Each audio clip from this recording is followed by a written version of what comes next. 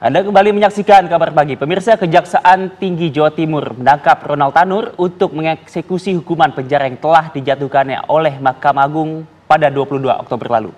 Kejaksaan Tinggi masih akan melakukan upaya hukum agar Ronald Tanur bisa dihukum sesuai tuntutan jaksa.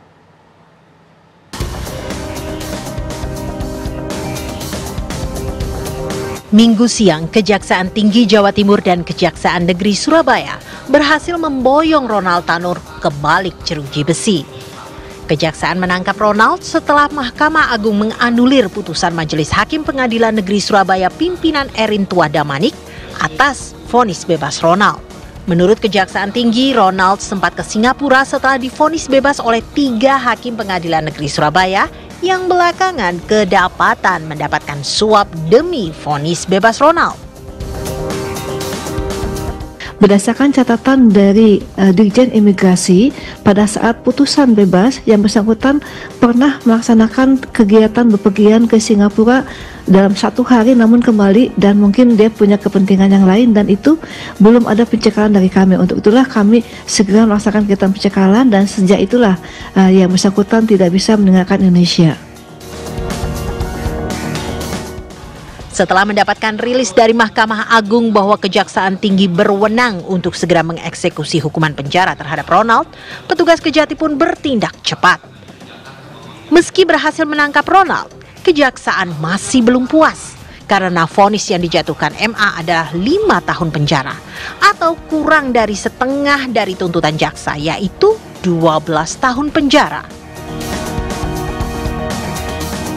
Sesuai dengan apa yang kami tuntut, yaitu 12 tahun, namun Majelis Hakim memutus dengan putusan 5 tahun penjara. Setidak-tidaknya itu sudah membuktikan bahwa Ronald adalah orang yang harus bertanggung jawab dan sebagai terdakwa yang bersalah sesuai dengan apa yang didakwakan oleh jaksa.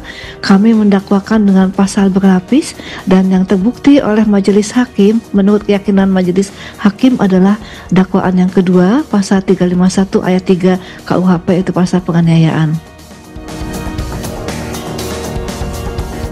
Dengan pengungkapan ada suap di balik vonis bebas Ronald, jaksa memiliki secercah harapan untuk mendapatkan bukti baru atau novum yang bisa diajukan sebagai memori peninjauan kembali.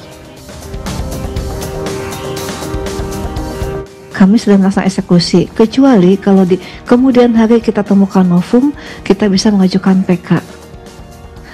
Karena pada prinsipnya pada saat kasasi ini kami juga tetap pada dakwaan kami meminta kepada Majelis Hakim agar bisa memutus perkara ini dengan tuntutan pidana sesuai dengan tuntutan kami 12 tahun penjara dan pembuktian pasal 338 KUHP, itu pasal pembunuhan. Tetapi Majelis Hakim berkeyakinan lain. Namun demikian, apabila memang kita temukan novum, pasti kita akan ajukan PK dengan tetap menuntut 12 tahun pidana penjara.